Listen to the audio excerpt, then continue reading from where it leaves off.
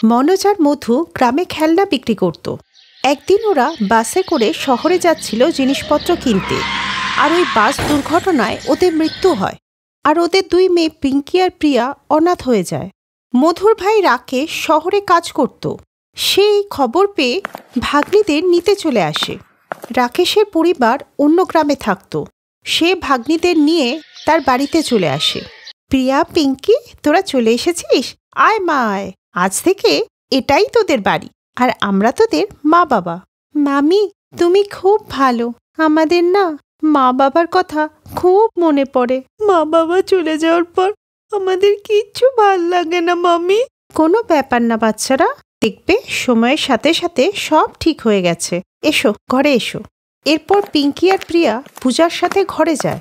মমতা, আমার ভাগ্নিদের প্রতি তোমার ব্যবহার দেখে আমি খুব খুশি। এখন আমার সব চিন্তা শেষ গো। আমি শহরে গিয়ে মন দিয়ে কাজ করতে পারবো। তুমি শুধু মেয়ে দুটোকে মায়ের ভালোবাসা দিয়ে বড় করো। এদের সমস্ত খরচের টাকা আমি তোমায় পাঠিয়ে দেবো। আরে তুমি কিচ্ছু চিন্তা করো না, তুমি নিশ্চিন্তে শহরে গিয়ে কাজ করো। আমি এদিককার সব ব্যাপার দেখে নিচ্ছি। এখন তো মাও আসছে, তুমি দেখবে আমরা দুজন মিলে সব সামলে নেব। বাহ, খুব ভালো। তবে আমি 2-1 দিনের মধ্যেই শহরে চলে যাচ্ছি। আর এর 2-3 দিন পরে রাকেশ শহরে কাজে চলে যায়, আর মমতার মা যে অন্য গ্রামে থাকতো সে ওদের বাড়িতে চলে আসে, আর মমতার আসল রূপ বেরিয়ে আসে। মা, আমি স্কুলে যাচ্ছি। হ্যাঁ আমার সোনা মা, সাবধানে যাস, ঠিক আছে? মামি, আমরা দুজনেও রেডি হয়ে গেছি, আমরাও যাই স্কুলে। এই না না, তোরা দুজনে একটু দাঁড়া, তোদের সাথে আমার কাজ আছে। পূজা, যা মা, তুই যা, তুই স্কুলে যা, ওরা আসছে। এই যা, তোরা রান্নাঘরে যা, গিয়ে চা আর রুটি বানা। মাকে ওষুধ দেওয়ার সময় হলো তো। আমার হাঁটুতে ব্যথা, আমি বেশি কাজ করতে পারবো না। তোরা কাজগুলো করে স্কুলে যাবি। পিঙ্কি আর প্রিয়া উদাস মনে রান্নাঘরে যায় আর চা আর রুটি বানাতে থাকে। এদের দুজনকে স্কুলে পাঠাবার কি দরকার? এদেরকে দিয়ে ঘরের সব কাজ করা। তুই আর কত করবি? আরে না মা, স্কুলে তো এদেরকে পাঠাতেই হবে, নাহলে ওর মামা জানতে পারবে যে ওরা স্কুলে যাচ্ছে না। কিন্তু মা, আমি না কিছু ভেবেছি, যাতে এদিকেও আমার ওদিকেও আমার। মমতা খুব চালাক ছিল, তাই সে জেনে বুঝে পিঙ্কি আর প্রিয়াকে রোজ স্কুল যেতে লেট করে দিত, যাতে তারা স্কুল থেকে বাড়িতে ফিরে আসে। রোজ দেরি করে স্কুলে যাবার জন্য পিঙ্কি আর প্রিয়ার পড়াশোনায় ক্ষতি হতে লাগলো, আর তাই টিচারও ওদের বকাবকি করতে লাগলো। কি ব্যাপার প্রিয়া আর পূজা, তোমরা রোজ লেট করে স্কুলে আসছো, কি ব্যাপার? তোমরা যদি এরকমই পড়তে থাকো, আমি কিন্তু তোমাদের মামাকে ফোন করব। ম্যাম, মামাকে বলবেন না, আমরা কাল থেকে ঠিক সময়ে চলে আসবো। পিঙ্কি আর প্রিয়া যখন ওর মামিকে এসব কথা বলে, ওর মামি খুব রেগে যায়। তোমার মামা যদি জানতে পারে না যে তোমরা লেট করে স্কুলে যাচ্ছ, তাহলে উনি আমাকে কিছুই করবে না, কিন্তু তোমাদের নাম স্কুল থেকে কেটে যাবে, বুঝলে? এইভাবেই ওই দুটি অসহায় বাচ্চা কাউকে কিচ্ছু বলতে পারল না, আর পরের দিন যথারীতি ওরা লেট হয়ে গেল। কারণ মমতা ওদেরকে দিয়ে অনেক কাজ করাতো, তাই স্কুল থেকে বাড়ি ফেরার সময় গাছের নিচে বসে ওরা কাঁদতে থাকে। মা বাবা, তোমরা আমাদের ছেড়ে কেন চলে গেলে? তোমাদের মতো আমাদের কেউ খেয়াল রাখে না। যবে থেকে মা বাবা গেছে, কেউ আমাদের কোনো কথাই শুনতে চায় না। মামি আমাদেরকে দিয়ে অনেক কাজ করায়, আমরা স্কুলেও যেতে পারি না, মামাকেও কিছু বলতে পারি না। পিঙ্কি আর প্রিয়া যে গাছের নিচে বসে কাঁদছিল, সেই গাছেতে একটি জিন শুয়েছিল। পিঙ্কি আর প্রিয়ার কান্নার আওয়াজে জিনের ঘুম ভেঙে যায়, আর সে গাছ থেকে নিচে নেমে আসে। পিঙ্কি আর প্রিয়া ওই জিনকে নিজেদের সামনে দেখে ঘাবড়ে যায়। তারপর ওরা জিনকে নিজেদের সব দুঃখের কথা বলে। এই শুনে জিন ভাবুক হয়ে যায়। আচ্ছা, তবে এই ব্যাপার ঠিক আছে, তোমাদের সমস্যা আমার কাছে একটা সমাধান আছে। আমি তোমাদের একটা জাদুর স্কুল ইউনিফর্ম দেব, যার সাহায্যে তোমরা ঝটপট স্কুলে পৌঁছে যেতে পারবে। আর হ্যাঁ, ওই ইউনিফর্মটা পরার পর তোমরা ওকে যা বলবে, যেভাবে বলবে, সে তোমাদের জন্য তাই করবে। তোমাদের আর কোনো চিন্তা নেই। আর হ্যাঁ, যদি কেউ এই ইউনিফর্মকে নষ্ট করার চেষ্টা করে, তবে তাকে শাস্তি পেতেই হবে। আচ্ছা, এখন আমি অন্য একটি গাছে শুতে যাচ্ছি। এই নাও জাদুর ইউনিফর্ম, তোমরা এটা নাও আর তোমাদের বাড়িতে যাও, আর আরামে থাকো। জিন ভাই, তুমি খুব ভালো, থ্যাংক ইউ। এই বলে জিন ওদের জাদু ইউনিফর্ম দিয়ে ওখান থেকে উধাও হয়ে যায়। পরের দিন প্রিয়া আর পিঙ্কি যখন ইউনিফর্ম পরে রেডি হয়, তখন ওদের কথা মতো জিনের দেওয়া জাদু ইউনিফর্ম কাজ করতে থাকে। জাদু ইউনিফর্ম, আমাদের জন্য তাড়াতাড়ি চা বানিয়ে দাও। বাহ, এর মানে আমরা জাদু ইউনিফর্মকে দিয়ে সব কাজ করাতে পারবো। এখন আমাদের স্কুলে পৌঁছে দাও তো। পিঙ্কি আর প্রিয়া ঝট করে স্কুলের গেটে পৌঁছে যায়। তখন সবেমাত্র স্কুলের বাচ্চারা স্কুলে ঢুকছিল। এরপর একদিন যখন ওরা ঘুমিয়েছিল তখন ওদের জিনিসপত্রের মধ্যে জাদু ইউনিফর্ম দেখে নেয় মমতা। আরে, আমি তো এদেরকে ছেঁড়া ইউনিফর্ম দিয়েছিলাম, এদের কাছে এই নতুন ইউনিফর্ম কোথা থেকে এলো? নিশ্চয়ই এই বদমাশ মেয়ে দুটো নতুন ইউনিফর্ম কিনেছে। আমি বরং ঝটপট ওগুলোকে লুকিয়ে রাখি। মমতা ওই স্কুল ইউনিফর্ম লুকিয়ে দেয়। পরের দিন সকালে ওরা ঘুম থেকে উঠে যখন ইউনিফর্ম দেখতে পায় না তখন ওরা খুব চিন্তায় পড়ে আর মমতাকে এ ব্যাপারে জিজ্ঞেস করে, মামি, আমাদের স্কুল ইউনিফর্ম তুমি কোথাও দেখেছো কি? ওই ইউনিফর্ম তোরা পাবি না। আগে বল, ওই নতুন ইউনিফর্ম কোথা থেকে কিনেছিস? আমার টাকা চুরি করেছিস নাকি? সত্যি করে বল বলছি। মামি, আমরা চুরি করে করিনি, ওটা তো জাদু ইউনিফর্ম। ওটা আমাদের জিনদাতা দিয়েছে, আর ওটার সাহায্যে আমরা তাড়াতাড়ি সব কাজ করে স্কুলে যেতে পারি। এইবার আমি ব্যাপারটা বুঝলাম। তাই বুঝি তোরা টাইমে রোজ স্কুল যেতে পারিস। এখন তো এই ইউনিফর্মটাকে জ্বালাতেই হবে, এক্ষুনি জ্বালিয়ে দেবো আমি। যেই মমতা ইউনিফর্মে আগুন ধরাতে গেল সঙ্গে সঙ্গে ওই আগুনে ওর হাত পুড়ে গেল আর ও চিল্লাতে থাকে। আর তখনই সেখানে রাকেশ আর জিনও চলে আসে।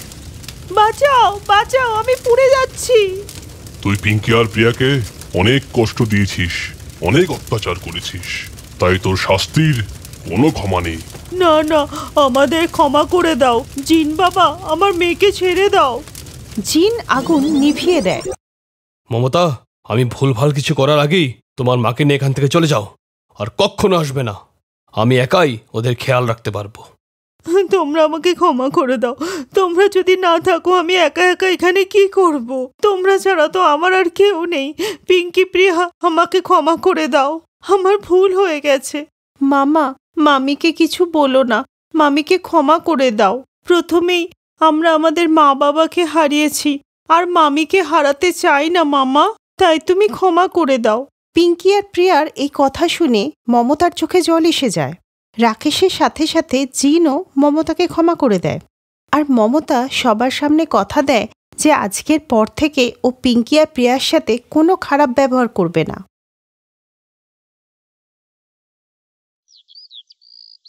অঞ্জলি আর পদ্ম একই মায়ের পেটের দুই অনাথ বোন। কারণ কিছুদিন আগে তার বাবা মা মারা যায়। এই শীতকালে তাদের কাছে থাকার মতো কোনো জায়গাই ছিল না। ঠান্ডার হাত থেকে বাঁচতে তারা দুজন বড় একটি পাইপের ভিতরে গিয়ে বসে। দিদি, আমার খুব ঠান্ডা লাগছে। হ্যাঁ, ঠান্ডা তো আমারও লাগছে, তুই বস, আমি আগুন জ্বালানোর ব্যবস্থা করছি। এই বলে অঞ্জলি কিছুটা কাঠ জোগাড় করে আগুন জ্বালালে তারা একটু স্বস্তি পায়। আর কিছুক্ষণ পর পদ্ম তার দিদিকে বলে, দিদি, আমার খুব খিদেও পেয়েছে। 3 দিন ধরে আমরা কিচ্ছু খাইনি, খুব খিদে পেয়েছে দিদি। এই কথা শুনে অঞ্জলির খুবই কষ্ট হয়, আর সে তার বোনকে বলে, আমাকে ক্ষমা করে দে বোন, আমি খুবই অভাগী দিদি যে নিজের ছোট বোনকে একটু খাবারও খাওয়াতে পারছি না। এই বলে অঞ্জলি জল খাইয়ে ছোট বোনকে ঘুম পাড়িয়ে দিয়ে খাবারের সন্ধানে বেরিয়ে পড়ে। আর কিছুক্ষণ পর একটা দোকান দেখতে পেয়ে, কাকু, আমাকে কিছু খাবার দেবেন, আমার খুব খিদে পেয়েছে, আর আমার ছোট বোনটা খিদের জ্বালা সহ্য করতে করতে ঘুমিয়ে পড়েছে। আমাকে 2টো ডিম ধারে দিয়ে দাও, পরে টাকা দিয়ে যাব। আরে যা, এখানে কি আমি ফোকটে দোকান খুলে রেখেছি? তোর মতন কত ভিখারি রোজ এখানে আমার দোকানে আসে। আমার দোকান থেকে শুধু তারাই খাবার পাবে যারা পয়সা নিয়ে আসে। যা যা, ভাগ এখান থেকে, নাহলে কিন্তু কুকুর লেলিয়ে দেবো।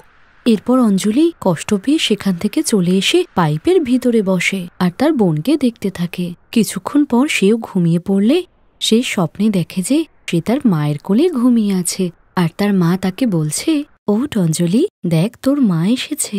মা, তুমি এসেছো? তুমি জানো মা, তোমাদের চলে যাওয়ার পর জেঠু জেঠিমা আমাদের সাথে খুব খারাপ ব্যবহার করেছে।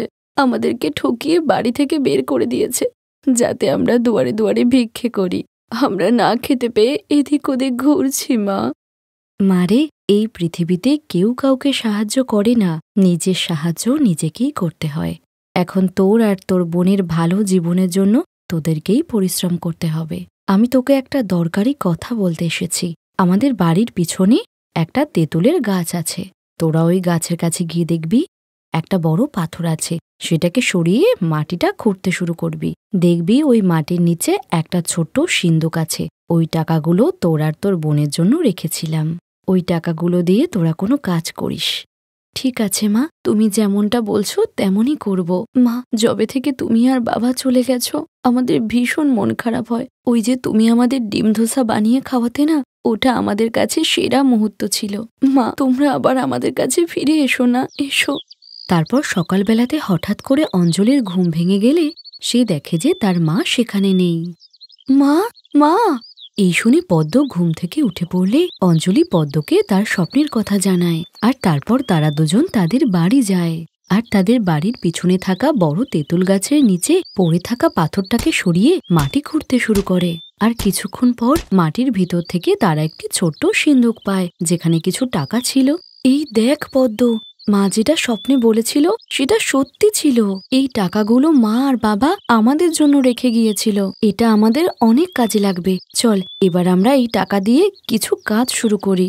তারপর তারা দুজন বাজারে গিয়ে পেট ভরে খাবার খায়। আর তারা দেখে যে বাজারে অনেক রকমের খাবারের দোকান রয়েছে। বোন, এখানে সব দোকানেই ওই আলুর ধোসা বিক্রি হচ্ছে, নইলে কেউ চাউমিন বানাচ্ছে। কি বানাবো কিছু বুঝতে পারছি না। দিদি, তোমার মনে আছে মা কি সুন্দর ডিম ধোসা বানাতো? আমরাও যদি মায়ের মতো এমন ডিম ধোসা বানাই তাহলে দারুণ হবে।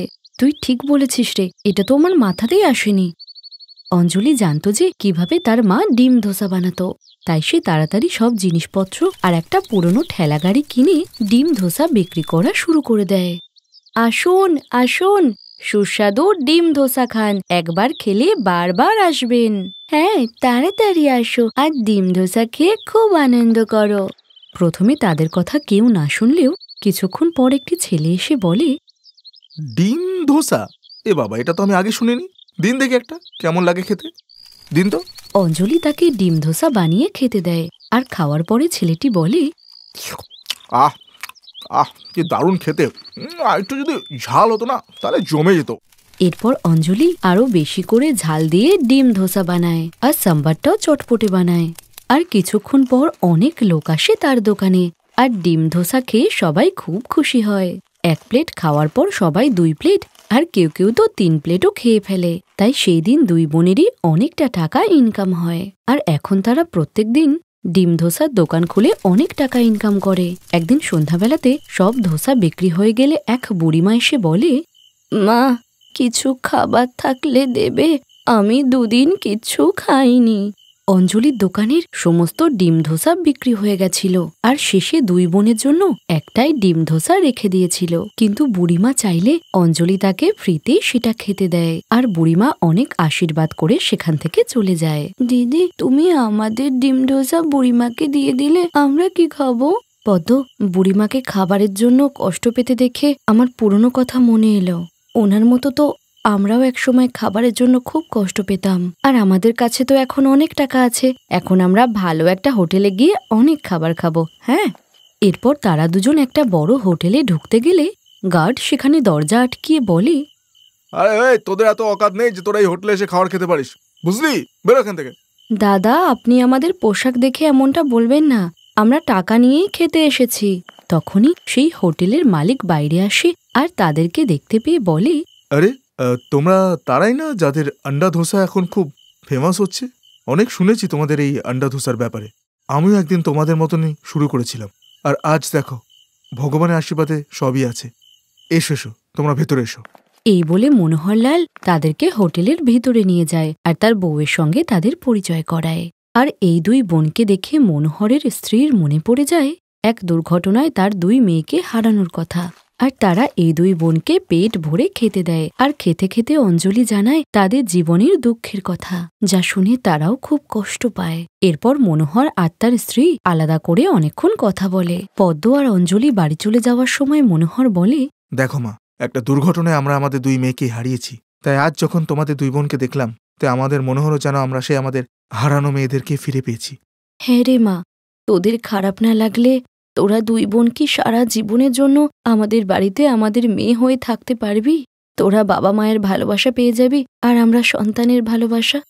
এরপর অঞ্জলি আর পদ্ম তাদেরকে জড়িয়ে ধরল আর হাসি খুশি হয়ে মনোহর আর তার স্ত্রীর সঙ্গে থাকতে লাগলো। Thanks for watching.